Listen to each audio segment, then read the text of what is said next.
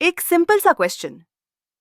Python में set और dictionary दोनों कर्ली ब्रेसेस यूज करते हैं, यानी ये वाले सिंबल्स। तो क्या दोनों एक्चुअली सेम है? अगर मैं आपसे पूछूं डेटा बराबर ये सेट है या डिक्शनरी, और अगर मैं लिखूं नंबर्स बराबर 1, 2, 3, अब ये क्या है? या फिर किसी ने पूछ लिया हो म्यूटेबल और इम्यूटेबल क्या होता है, लिस्ट और टपल में एक्चुअल डिफरेंस क्या है, और पाइथन खुद डेटा टाइप्स कन्वर्ट कैसे कर लेता है? अगर इनमें से एक भी क्वेश्चन का आंसर आप कॉन्फिडेंटली नहीं दे पा रहे, तो आज का वीडियो आपके लिए है। Hello everyone, welcome back to Codex. मैं हूं साई और पाइथन मास्टरी सीरीज के पार्ट 2 में आपका स्वागत है। पिछली वीडियो में हमने पाइथन के बेसिक डेटा टाइप समझे थे, और आज हम उन कॉन्सेप्ट्स के अंदर और डीप डाइव करने वाले हैं। सिर्फ डेफिनेशंस नहीं, सिर्फ रट्टा नहीं, बल्कि एक्चुअल अंडरस्टैंडिंग। क्योंकि कोडिंग में सिंटेक्स याद करना इंपॉर्टेंट नहीं होता, कॉन्सेप्ट समझना इंपॉर्टेंट होता है। और अगर कॉन्सेप्ट्स क्लियर हो गए तो आप खुद कोड लिखना स्टार्ट कर दोगे। आज हम कवर करेंगे set versus dictionary, mutable versus immutable, sequence data types, list versus tuple data type conversion, और एंड में एक क्विज भी होगा जिसमें आप टेस्ट कर सकते हो कि आज कितना सीखा। तो वीडियो को एंड तक जरूर देखना। Let's begin. सबसे पहले एक बेसिक क्वेश्चन, डेटा टाइप होता क्या है? इमेजिन करो, पाइथन एक ह्यूज लाइब्रेरी है और उस लाइब्रेरी में अलग अलग शेल्फ्स बनी हुई हैं। बुक्स अलग शेल्फ पर, मैगजीन्स अलग शेल्फ पर, न्यूज़पेपर्स अलग शेल्फ पर। अब अगर सब कुछ मिक्स कर दिया जाए तो किसी भी चीज को ढूंढना मुश्किल हो जाएगा। इसी तरह कंप्यूटर को भी पता होना चाहिए कि जो वैल्यू आप स्टोर कर रहे हो वो एक्चुअली है क्या, नंबर, टेक्स्ट, कलेक्शन या कोई और ऑब्जेक्ट। इसी इंफॉर्मेशन को डेटा टाइप कहते हैं। डेटा टाइप पाइथन को बताता है कि डेटा को मेमोरी में कैसे स्टोर करना है और उसके साथ कौन सी ऑपरेशंस परफॉर्म की जा सकती है। और आज हम कुछ ऐसे डेटा टाइप्स देखने वाले हैं जो बिगिनर्स को सबसे ज्यादा कंफ्यूज करते हैं। अब आते हैं आज के सबसे फेमस कंफ्यूजन पर, सेट वर्सेस डिक्शनरी। स्क्रीन पर देखो, दोनों कर्ली ब्रेसेस यूज करते हैं, दोनों देखने में ऑलमोस्ट सेम लगते हैं और इसी वजह से बिगिनर्स कंफ्यूज हो जाते हैं। लेकिन रियलिटी में दोनों कंप्लीटली डिफरेंट हैं। सबसे पहले सेट को समझते हैं। सेट एक ऐसा कलेक्शन होता है जो सिर्फ यूनिक वैल्यूज रखता है। स्क्रीन पर जो इमेज दिख रही है उसमें देखो 1, 2, 3, 3, 4। यहाँ 3 2 बार लिखा गया है, लेकिन सेट डुप्लीकेट वैल्यूज अलाउ नहीं करता। इसलिए पाइथन ऑटोमेटिकली एक्स्ट्रा 3 को रिमूव कर देता है। फाइनल आउटपुट बन जाता है 1, 2, 3, 4। अब डिक्शनरी देखो, डिक्शनरी की वैल्यू पेयर स्टोर करती है, जैसे name arrow Ravi, age arrow 21, city arrow Delhi. यहाँ हर वैल्यू के साथ एक की अटैच्ड है। सिंपल लैंग्वेज में याद रखो, सेट यूनिक वैल्यू स्टोर करता है, डिक्शनरी इंफॉर्मेशन को लेबल के साथ स्टोर करती है, और ये डिफरेंस इंटरव्यू में बहुत पूछा जाता है। अब कोड को लाइन बाय लाइन समझते हैं।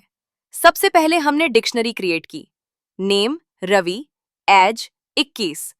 अब जब हम प्रिंट करते हैं the bracket name, Python dictionary के अंदर जाता है, नेम की सर्च करता है और उसके कॉरेस्पॉन्डिंग वैल्यू रिटर्न कर देता है। आउटपुट आता है रवि।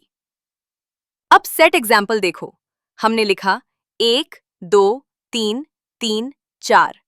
यहाँ डुप्लीकेट 3 है, लेकिन जब सेट क्रिएट होता है पाइथन डुप्लीकेट वैल्यूज हटा देता है। आउटपुट में सिर्फ यूनिक वैल्यूज बची रहती हैं। इसी वजह से सेट डुप्लीकेट रिमूवल के लिए बहुत यूजफुल होता है। अब एक इंटरव्यू लेवल क्वेश्चन, ध्यान से सुनना। अगर मैं सिर्फ लिखूं curly braces open, curly braces close, तो क्या क्रिएट होगा, सेट या डिक्शनरी? बहुत सारे लोग बोलेंगे सेट, लेकिन आंसर है डिक्शनरी। पाइथन में एम्प्टी कर्ली ब्रेसेस हमेशा डिक्शनरी क्रिएट करती हैं। अगर एम्प्टी सेट बनाना है तो सेट फंक्शन यूज करना पड़ेगा। ये छोटा सा डिफरेंस बिगिनर्स को बहुत बार कंफ्यूज करता है। अब आते हैं पाइथन के सबसे इंपॉर्टेंट कॉन्सेप्ट्स में से एक पर, म्यूटेबल और इम्यूटेबल।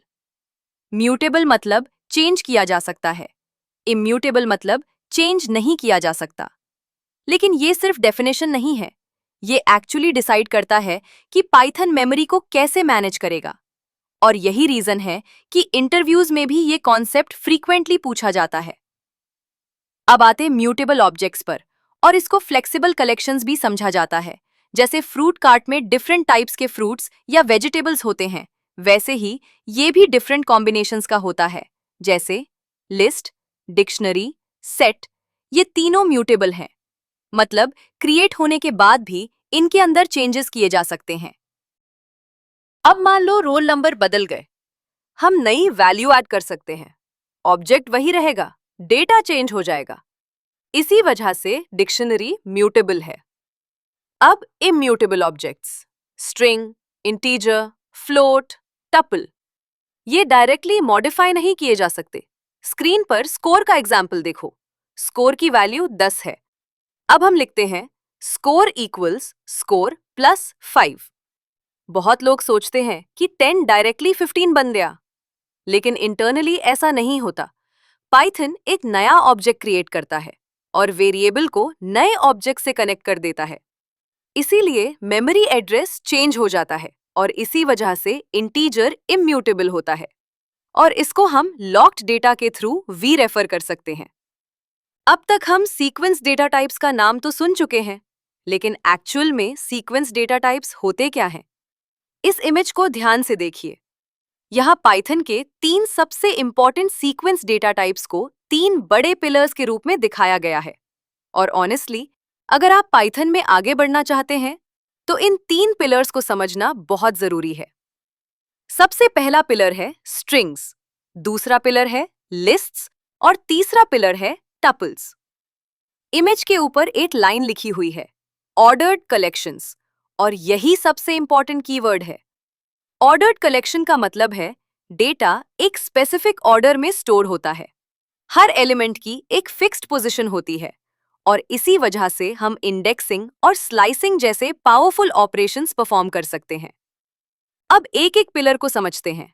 सबसे पहले स्ट्रिंग। इमेज के लेफ्ट साइड में ब्लू पिलर देखिए, यहां सिंटेक्स दिया गया है, डबल कोट या सिंगल कोट, जैसे पाइथन या हेलो। स्ट्रिंग का यूज टेक्स्ट स्टोर करने के लिए किया जाता है। और एक बहुत इंपॉर्टेंट बात, स्ट्रिंग इम्यूटेबल होती है। मतलब एक बार स्ट्रिंग क्रिएट हो गई तो आप उसके कैरेक्टर्स को डायरेक्टली चेंज नहीं कर सकते। इसीलिए इमेज में स्ट्रिंग के नीचे इम्यूटेबल टेक्स्ट लिखा हुआ है। पाइथन स्ट्रिंग को सिक्योर और प्रिडिक्टेबल बनाकर रखता है। अब आते हैं बीच वाले पिलर पर, लिस्ट्स। इमेज में ग्रीन पिलर देखिए, सिंटैक्स है स्क्वायर ब्रैकेट्स, जैसे 1 2 3 या एप्पल बनाना। लिस्ट पाइथन का सबसे फ्लेक्सिबल कलेक्शन है। आप एलिमेंट्स ऐड कर सकते हो, डिलीट कर सकते हो, अपडेट कर सकते हो, सॉर्ट कर सकते हो।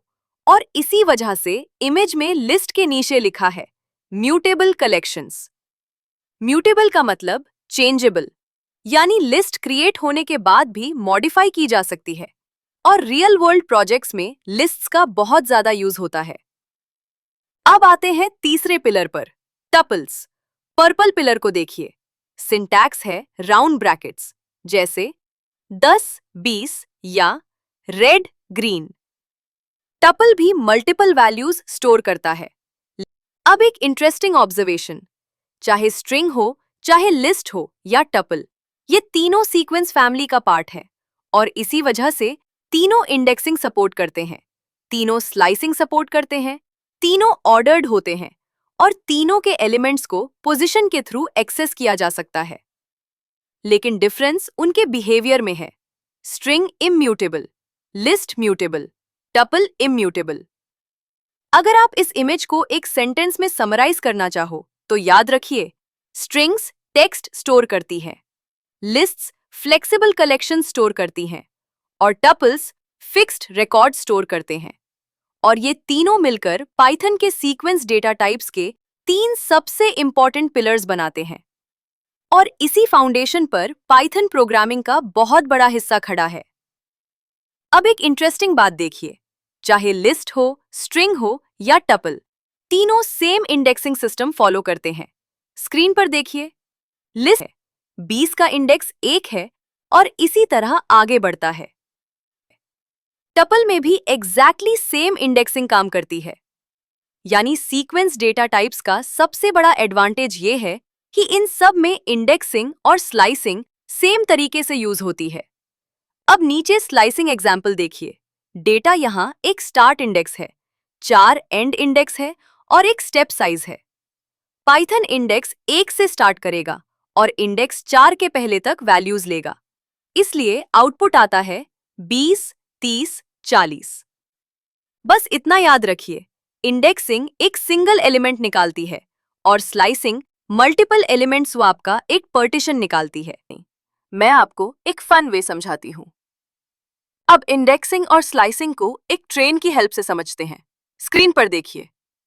पाइथन वर्ड के हर लेटर को एक ट्रेन कंपार्टमेंट में रखा गया है और हर कंपार्टमेंट का अपना एक नंबर है। P का इंडेक्स 0, Y का इंडेक्स 1, T का इंडेक्स 2 और H का इंडेक्स 3। अगर मुझे सिर्फ पहला कैरेक्टर चाहिए तो मैं इंडेक्स 0 यूज करूंगा और पाइथन सीधा P तक पहुंच जाएगा। इस प्रोसेस को कहते हैं इंडेक्सिंग। अब मान लीजिए मुझे एक कैरेक्टर नहीं बल्कि बीच का पूरा पोर्टन चाहिए, जैसे Y और T, तो मैं यूज करूंगा स्लाइसिंग। प्रिंट और आउटपुट मिलेगा YT। यानी इंडेक्सिंग एक स्पेसिफिक कंपार्टमेंट को सिलेक्ट करती है, जबकि स्लाइसिंग पूरे कंपार्टमेंट्स का एक सेक्शन सिलेक्ट करती है। और ये कॉन्सेप्ट सिर्फ स्ट्रिंग्स में नहीं, लिस्ट्स और टपल्स में भी एग्जैक्टली सेम तरीके से काम करता है। मैंने एक कोड का एग्जाम्पल भी दिया, अब पॉज करके अच्छे से प्रैक्टिस कर सकते हैं।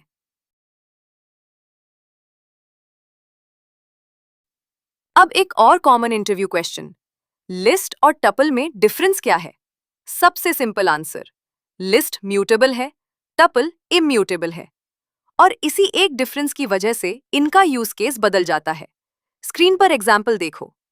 टपल डिक्शनरी की बन सकता है, लेकिन लिस्ट डिक्शनरी की नहीं बन सकती, क्योंकि डिक्शनरी कीज इम्यूटेबल होनी चाहिए। अब आते हैं डेटा टाइप कन्वर्जन पर, पाइथन का एक बहुत पावरफुल फीचर। कभी कभी पाइथन खुद कन्वर्जन करता है और कभी प्रोग्रामर को मैन्युअली करना पड़ता है।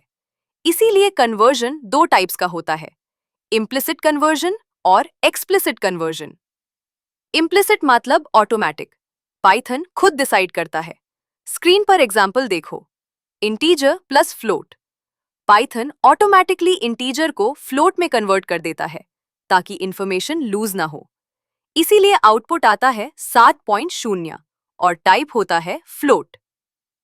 एक्सप्लिसिट कन्वर्जन में प्रोग्रामर खुद कन्वर्जन करता है using functions like int, float, str, list, tuple, set.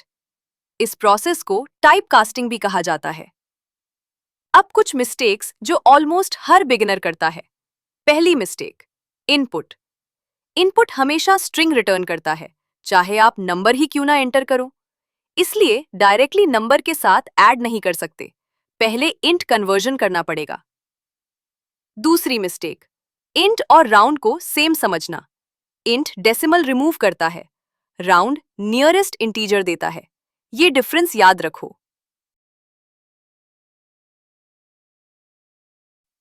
Quiz time. Question number 1, what does curly braces create in Python? Option A, empty set. Option B, empty dictionary. Option C, empty list. Option D, syntax error. Video को यहां pause करो, खुद answer सोचो। मैं 3 second wait करती हूं।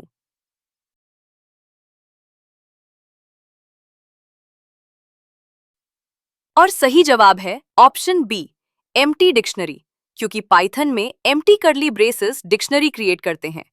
Empty set बनाने के लिए हमें सेट यूज करना पड़ता है। क्वेश्चन नंबर 2, इनमें से कौन सा डिक्शनरी की बन सकता है? Option A, list. Option B, dictionary. Option C, set. Option D, tuple. Video pause करो, आंसर गेस करो।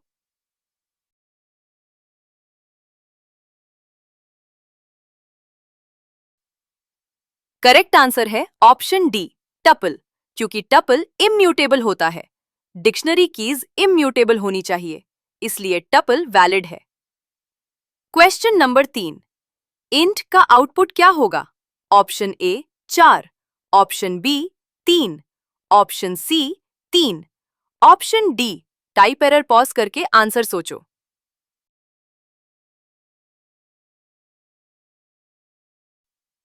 करेक्ट आंसर है ऑप्शन बी, क्योंकि इंट फंक्शन राउंड नहीं करता, ये सिर्फ डेसिमल पार्ट रिमूव करता है।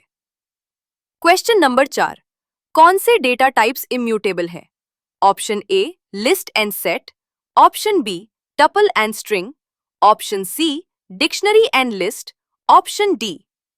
सेट एंड टपल पॉज करो, खुद आंसर दो। करेक्ट आंसर है option B, tuple and string दोनों इम्यूटेबल हैं, इन्हें डायरेक्टली मॉडिफाई नहीं किया जा सकता। फाइनल क्वेश्चन, सेट 1, 1, 2, 3, 3 क्या रिटर्न करेगा? ऑप्शन ए डुप्लीकेट वैल्यूज के साथ set, option B list, option C unique values वाला set, option D type error. Pause करो, आंसर सोचो।